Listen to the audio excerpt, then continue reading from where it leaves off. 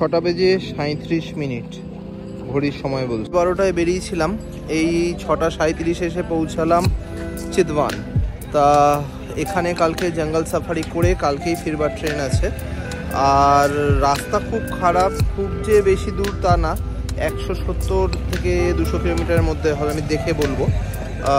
আসতে প্রায় 6 ঘন্টা সময় লেগে গেল। ঠিক আছে, চলুন আজকে খাওয়া দাওয়া করে রেস্ট নিই, কালকে জঙ্গল সাফারি। আধ ঘন্টা হলো ঢুকেছি আমরা চিতওয়ানে। তা ঢুকেই আবার বেরিয়ে পড়লাম খাবারের সন্ধানে। চলুন দেখি কোথায় একটু কম দামে খাবার পাওয়া যায়। আর কালকে জঙ্গল সাফারি আছে, একদম সকাল সকাল বেরোবো। 6:30 টাইম দেওয়া রয়েছে। 3,500 টাকা ইন্ডিয়ান মানিতে 6 জনের জন্য ধার্য করেছে ওরা। আর 2.5 থেকে 3 ঘন্টা জিপ সাফারি হবে। তারপর ওখানে কিছু হাতিদেরও দেখাবে। দেখি চলুন কালকে কি হয়, কালকেরটা কালকে দেখা যাবে। আগে একটু বাজার ঘুরে খাওয়ার ব্যবস্থা করি। চলুন একটু বাজারটা আগে দেখি। যথারীতি জমজমাট বাজার। নেপালে কিন্তু এই একটা জিনিস দেখলাম, 3টে জায়গা, কি কাঠমান্ডু, কি পোখরা, কি চিতওয়ান বা কি লুম্বিনী, সব কটাতেই কিন্তু জমজমাট বাজার দেখতে পেয়েছিলাম। এখানেও তার অন্যথা নেই। দেখুন এই হচ্ছে বাজারের রোড। পিছনে দেখতে পাওয়া যাচ্ছে হাতি, এটাকেই বলা হয় হাতি চক। সেই হাতি চকের সামনে বাজারে আমরা ঘুরছি। রাতে খাওয়া দাওয়া শেষ হলো, ডিনার কমপ্লিট। আর কাল আবার আমরা জঙ্গল সাফারি দিয়ে যাবো, আবার কালকেই ফিরবার যেহেতু ট্রেন আছে। চলুন আজকেই আমরা একটু দেখে নিই আমাদের হোটেলটি। আমাদের hotel Gorkha Hamlet resort Chitwan, এবং এই হচ্ছে ফোন নাম্বার, আপনারা যোগাযোগ করে নেবেন। যে প্রবেশ পথের ভিউ, এখানে যিনি দায়িত্বে রয়েছেন তার সাথে একটু কথা বলে নিই, দেখি কীরকম কী রেট আছে বা কী আছে, কীভাবে আপনারা আসতে পারবেন, সমস্ত তথ্যই এনার থেকে আমি নিচ্ছি। হচ্ছে রিসেপশন, দেখে নিন। तो सर ट्रैवल विथ अर्घो का अर्घो होम है। नमस्ते सर। तो हम लोग यहाँ पर एक दिन के लिए रहेंगे। अगर मेरा कोई व्यूअर्स आपके पास आएगा तो कैसे आपसे कांटेक्ट कर सकते हैं सर? जैसे हम लोग का आपका ये हमारा ये वेबसाइट से भी कर सकते हैं। हमारा ये आपका वेबसाइट नंबर भी है, इसी से भी कर आप लोग बुकिंग कर सकते हैं। अदर आपका जैसे ट्रैवल एजेंट के थ्रू से भी आप लोग बुकिंग कर सकते हैं। यहाँ पे हमारा आप किसी भी तरीके से यहाँ पर बुक करने के लिए आप लोगों के लिए बहुत आसानी है। अच्छा अच्छा। और दूसरी बात, यहाँ का रेंट कितना करके है घर का? जैसे हम लोगों में ऐसे है सर जी, हम लोग को 3 तरह का रूम है आपका। एक आपका नॉर्मल रूम है, एक आपका डिलक्स रूम है, आपका एक एसी रूम है। इसमें आपका अलग अलग रेट है इसमें सर। जैसे हम लोग को सबसे नॉर्मल रूम का आपका 1200 रुपये इंडियन करेंसी है, और आपका एक का 1500 रुपये इंडियन करेंसी है, और एक का 2000 इंडियन करेंसी है आपका। और यहाँ पर से तो हम लोग जो चितवान में फॉरेस्ट के लिए घूमने जाते हैं उसका अरेंजमेंट आप ही कर देते हैं ना? जी सर जी, यहाँ पर आपका पूरा जंगल एक्टिविटीज हम ही लोग करते हैं। जैसे आपका जो अपना होटल में आता है वही सब करा लेते हैं। जैसे हम लोग सिर्फ जंगल में यहाँ पे आपका पहला भी एक्टिविटीज होते हैं। जैसे आपका एलिफेंट सफारी होता है, और 4 तरह का जीप सफारी होता है, बोटिंग होता है, जंगल वॉकिंग होता है, हर चीज़ यहीं से होता है सर जी। ठीक है, अगर आएंगे तो आप जरूर मदद कर दीजिएगा। ठीक है सर जी, हम लोग तो वही करने के लिए बैठा है सर जी। हम लोग को तो वही है आपका होटल का, जो चितवा का होटल का सभी आपका जंगल एक्टिविटीज में सभी लोग आप जितना करीब हमारे चितवन का सौरा में करीब आपका बड़े छोटे मिला के 250 से ज़्यादा होटल है। ठीक है, वहाँ का जो होटल में आपको वो लोग आता है, जो टूरिस्ट आते हैं, उसी होटल से वो लोग वहाँ का जो खाना का, बैठने का और जंगल का सफारी का व्यवस्था सब वहीं से होता है sir. Thank you sir, welcome. বললেন কি রেট আছে, কিভাবে আসবেন, তাহলে আপনারা যদি আসতে চান এখানে এসে অবশ্যই থাকতে পারেন। রুমগুলি খুবই ভালো, আমি দেখিয়ে দিচ্ছি রুম। আর এখানে কিন্তু wifi, free wifi facilities provide করা হয় এখানে, কারণ এখানে মোবাইলের নেট ঠিকঠাক কাজ করে না, তাই জন্য এখানে ওয়াইফাই সুবিধা রয়েছে।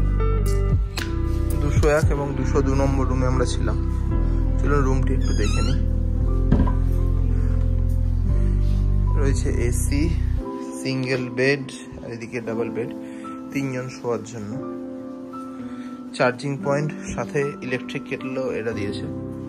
এদিকে একটা লাইট, এদিকে লাইট, এদিকে সুইচ বোর্ড, টিভি,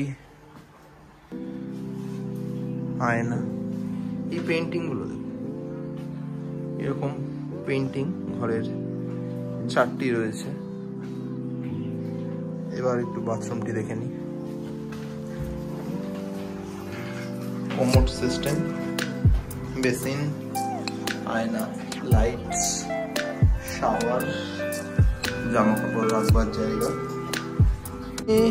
কি কি অসুবিধা হচ্ছে বলুন তো? প্রথম হচ্ছে সিম কার্ড কাজ করছে না, সারাদিন কোনো সিম নেই, ইন্টারনেট নেই, কোনো কিছুর সাথে যোগাযোগ নেই। আপনি যদি একটা সিম নেন, একটা সিমেই আপনি একটুখানি 5 GB হয়তো নেট পাবেন, বাদ বাকি এমনি কল করতে পারবেন না। দ্বিতীয় অসুবিধা হচ্ছে এই মানি, কোথায় নেপালি চাইছে, কোথায় ইন্ডিয়ান চাইছে, এটা নিয়ে খুব সমস্যা হচ্ছে।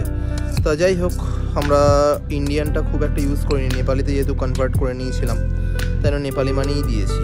সাফারি যখন করবেন একটুখানি ভালো করে দরদাম করে নেবেন, কারণ এক এক জায়গায় জঙ্গল সাফারির এক এক রকম রেট। কোথাও আমরা পেয়েছি 5000, কোথাও 4000, লাস্টে আমরা 3500 টাকায় ফিক্সড করি। 6 জন আমরা যাব, একটা গাড়ি দেবে, পুরো 2.5 ঘন্টার জন্য আমাদের সাথে থাকবে, একটা গাইড থাকবে, এবং ঘুরে এসে সরকারি যে হাতিশাল সেটাও আমরা দেখব। এই সমস্ত নিয়ে আমাদের যে হোটেলে আমরা আছি তারা রেট দিয়েছিল 4500 টাকা, আরেক জায়গায় পাই 5000 টাকা, কিন্তু আমরা দরদাম করে 3.5 সেটা ফিক্সড করি। আপনারা দেখে নেবেন যখন আসবেন তখন কি রেট চলছে। শুভ সকাল বন্ধুরা, আজ চিতওয়ান থেকে আমরা জঙ্গল সাফারির পথে এসে গেছে গাড়ি, রেডি হয়ে গেছি আমরা, এবার যাব জঙ্গল সাফারি। দেখুন এখানকার গাড়িগুলো একটু দেখিয়ে দিই। এই হচ্ছে গাড়ি, দেখুন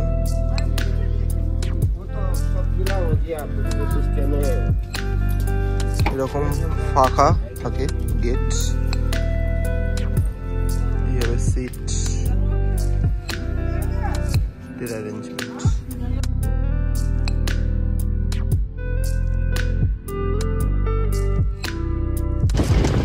সকাল সকাল ফুটে গেছে আলো, কিন্তু প্রচুর কুয়াশা আছে রাস্তায়, আর প্রচন্ড হাওয়াও চলছে, বেশ ঠান্ডা লাগছে।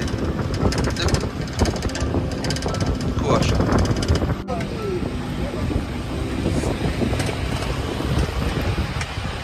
পিছনে যে অফিসটি দেখতে পাওয়া যাচ্ছে, এখান থেকে জঙ্গল সাফারি আমরা বুক করলাম। হচ্ছে রিসিপ্ট 3500। এখানে থাকছে জঙ্গল safari 2 hours, guide fees and service charges সব মিলিয়ে 3500 ইন্ডিয়ান। যাবার শুরুতেই সমস্ত টাকা পেমেন্ট করে আমরা এগিয়ে চললাম জঙ্গল সাফারির পথে।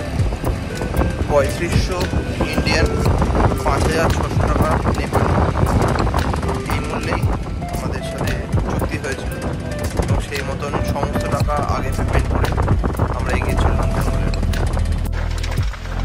দূরে পাহাড় দেখতে পাওয়া যাচ্ছে, এবং তার মাঝেই এই চিতওয়ান জঙ্গল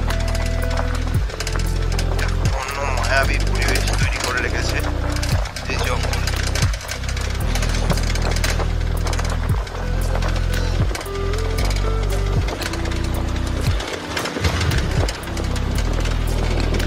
এদিকে আকাশও ফর্সা হয়ে আসছে, বেশ আলো ফুটে গেছে। তবে জঙ্গল সাফারিতে খুব বেশি টিম এখনো যায়নি, যেহেতু জঙ্গল সাফারিতে দেখতে পাওয়া যাচ্ছে, দেখুন ময়ূর।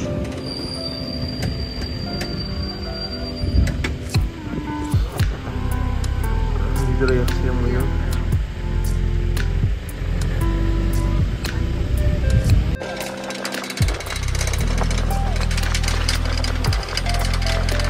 বেশ কিছু ময়ূর দেখতে পাওয়া গেল।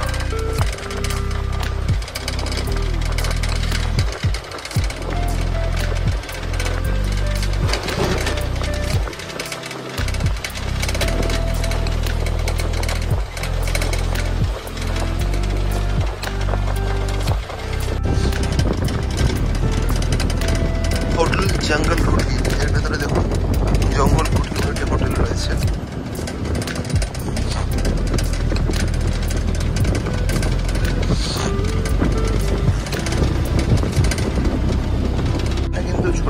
টুকটাক জায়গা রয়েছে।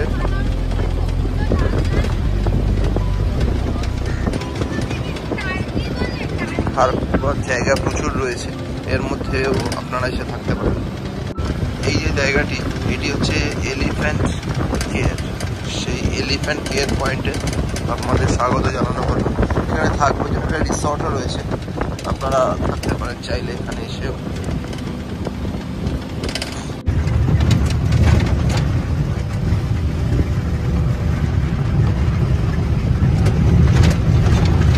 এই ব্রিজ টপকে আমরা প্রবেশ করতে চললাম জঙ্গলের মধ্যে। এখান থেকে শুরু হচ্ছে জঙ্গল এবং আমাদের জঙ্গল সাফারি।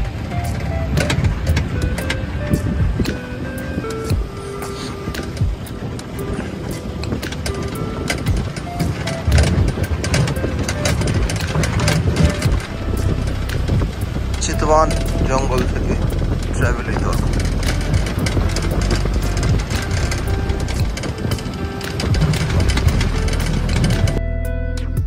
Chitwan national park.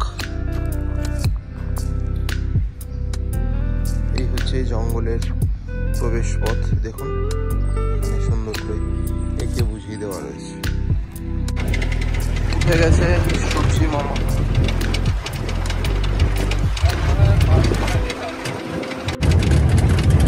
প্রচন্ড ঠান্ডার মধ্যে সূর্যের কিরণ কিন্তু সূর্যদেব করেছেন।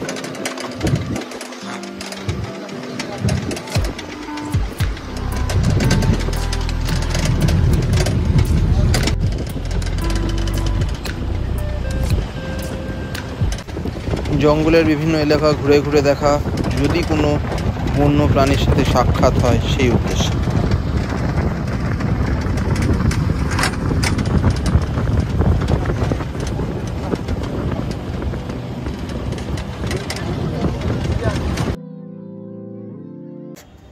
ওই দূরে দেখতে পাওয়া যাচ্ছে একটি হরিণ।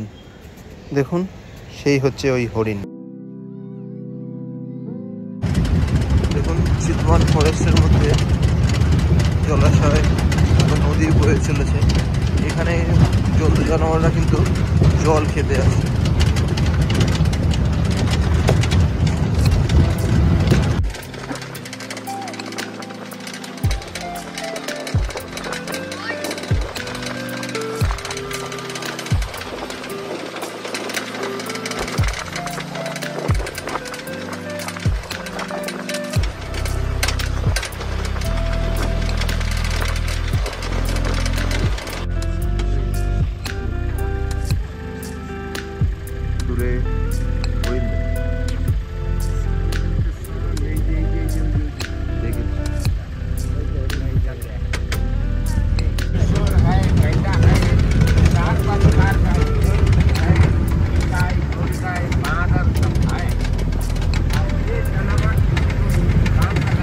গাইড সাহেব সবই বলছেন হাই, কিন্তু কিছুই তো দেখতে পাওয়া যাচ্ছে না।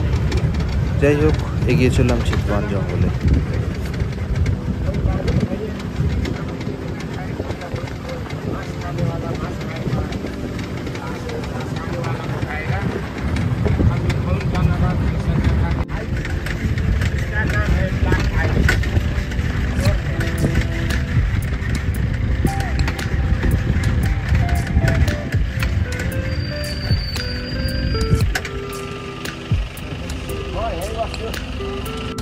এবার ঢুকলাম আরও গভীর জঙ্গলে।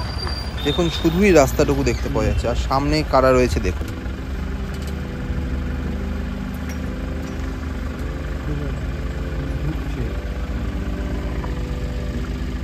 সামনে একটা জায়গায় দেখতে পাওয়া গেল বাঘের পায়ের।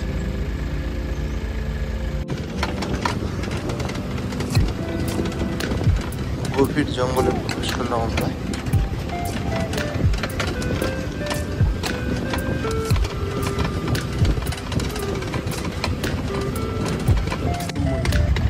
সামনে পথে আমাদের সঙ্গী হলো ময়ূর। দেখুন সামনে রয়েছে ময়ূর, ঢুকে যাচ্ছে জঙ্গলের মধ্যে আস্তে আস্তে করে।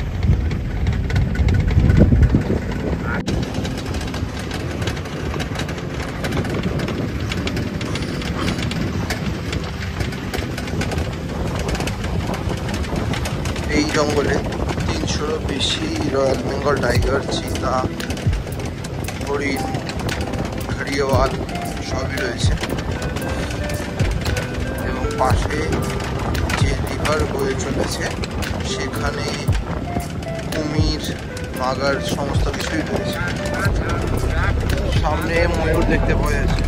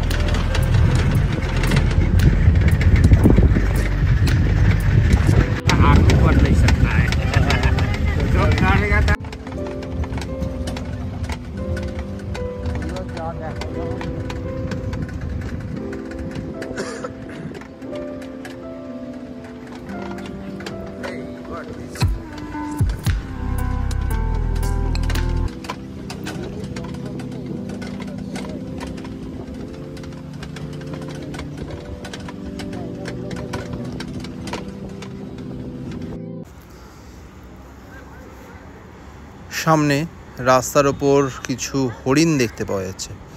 দেখুন রাস্তা জুড়ে কিছু হরিণ দাঁড়িয়ে রয়েছে।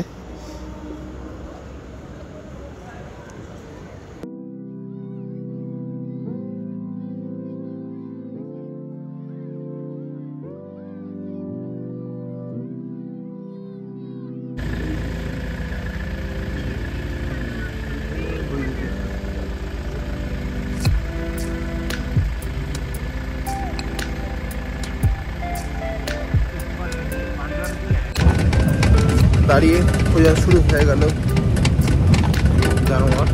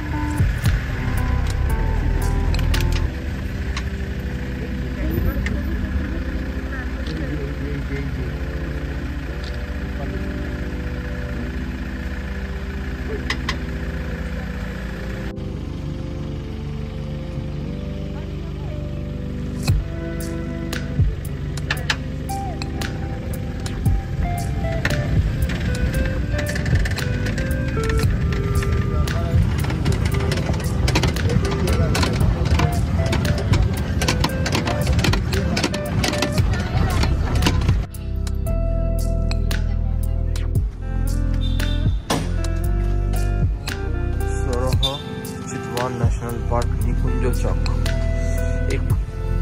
এই জায়গার ভিতরে সরকারি হাতি রাখা থাকে এবং সরকারি তার রক্ষণাবেক্ষণ করে। তা আমরা চিতওয়ান দর্শন করে চলে এলাম এবার সরকারি হাতির কার্যালয় দেখতে।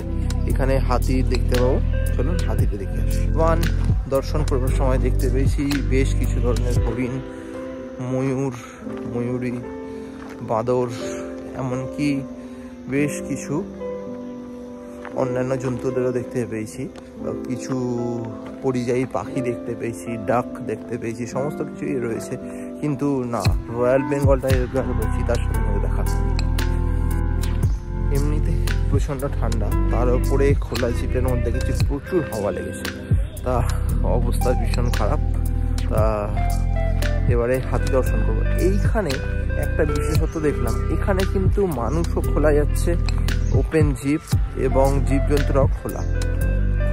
তাই জন্য আমাদের উড়িষ্যায় যে লায়নাস সাফারি ছিল ওখানে কিন্তু চারিদিক ঘেরা থাকে, আর এখানে কিন্তু মানুষও খোলা, জীবজন্তুরাও খোলা, কেউ কারোর সাথে কোনো অসুবিধে হয় না।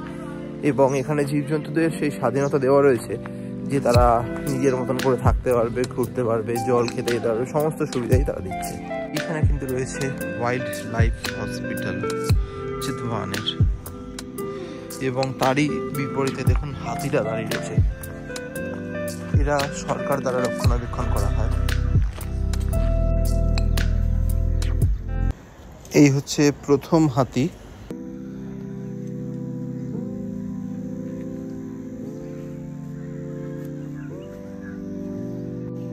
এর থেকে আমাদের দ্বিতীয় হাতি।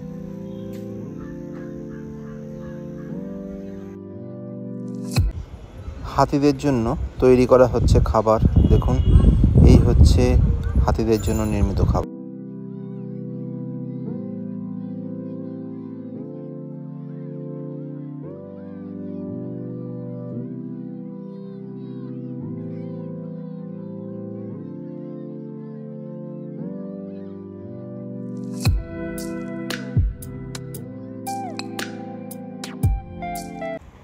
সরকারি হাতিশালে লাইন দিয়ে দিয়ে দাঁড় করিয়ে রাখা হয়েছে হাতি, এবং সরকারই তাদের রক্ষণাবেক্ষণ, খাবার সমস্ত ব্যবস্থাই করে। দেখুন পর পর পর পর হাতি।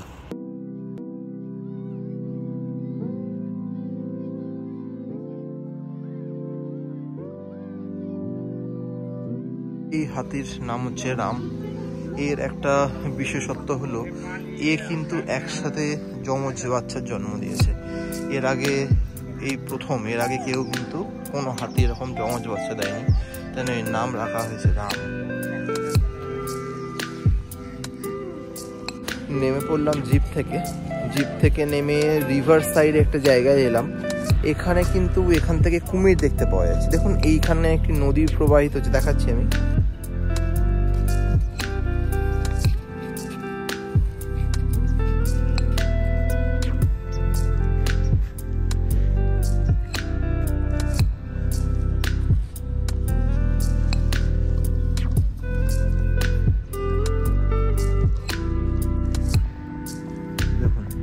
চরের উপর শুয়ে রয়েছে ক্রোকোডাইল, হিন্দিতে মাগরমাছ, বাংলায় কুমির।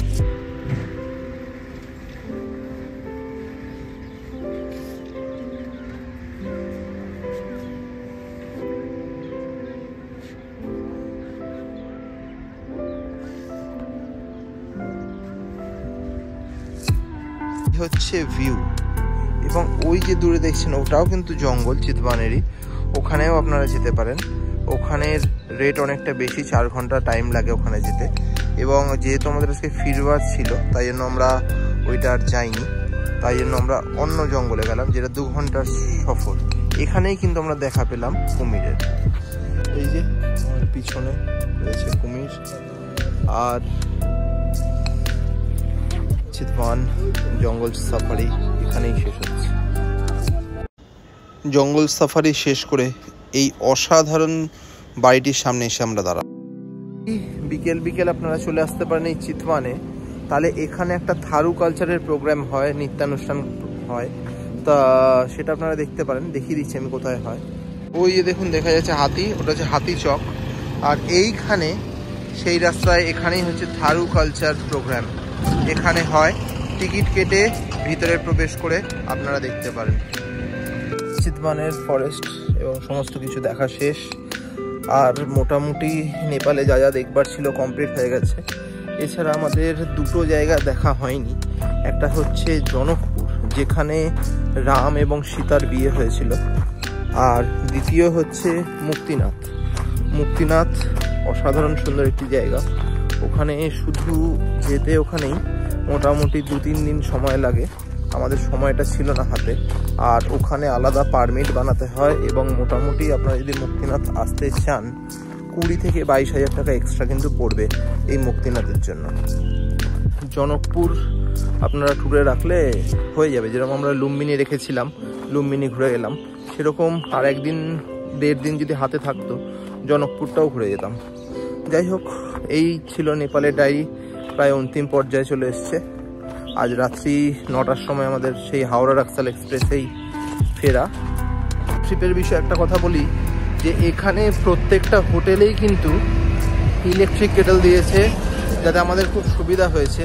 আমরা যথারীতি কফি, ম্যাগি এগুলো সব বানিয়েই খেয়েছি, এর ফলে আমাদের কিন্তু বেশ কিছু টাকার সাশ্রয় হয়েছে। এবার বেরিয়ে যাওয়ার পালা। চিতওয়ান থেকে এবার আমরা রাক্সালের উদ্দেশ্যে রওনা দেব। দেখতে দেখতে সেই 8 দিনের সফর প্রায় শেষ। আজ রাক্সাল যাব এবং সেখান থেকে ট্রেন রাত্রি 9টার সময়। কাল আমরা পৌঁছাচ্ছি কলকাতায়।